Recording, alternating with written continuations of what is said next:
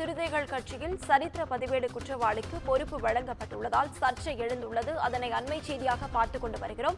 இதுகுறித்த முழு விவரங்களை வழங்க செய்தியாளர் சுப்பிரமணியன் நம்மோடு இணைப்பில் காத்திருக்கிறார். சுப்பிரமணியன், வணக்கம். விவரங்கள். சரித்திர பதிவேடு குற்றவாளிக்கு விடுதலை சிறுத்தைகள் கட்சியில் பொறுப்பு வழங்கியதால் அது சர்ச்சை ஏற்பட்டிருக்கிறது. மத்திய சென்னை பாஜகவின் எஸ்சி அணி தலைவராக இருந்த பாலச்சந்தர் என்பவர் கொலை செய்யப்பட்டார். இந்த கொலை வழக்கில் கைது செய்யப்பட்டவர் தான் ரவுடி பிரதீப். இவர் A+ கேட்டகரி ரவுடி. இவருக்கு விடுதலை சிறுத்தைகள் கட்சியில் பொறுப்பு ஒன்று வழங்கப்பட்டிருக்கிறது. விடுதலை சிறுத்தை கட்சியுடைய மத்திய சென்னை கிழக்கு மாவட்ட இளஞ்சிறுத்தை எழுச்சி பாசறையின் மாவட்ட துணை அமைப்பாளராக இவருக்கு பொறுப்பு வழங்கப்பட்டிருக்கிறது. இது சர்ச்சையை ஏற்படுத்தி இருக்கிறது.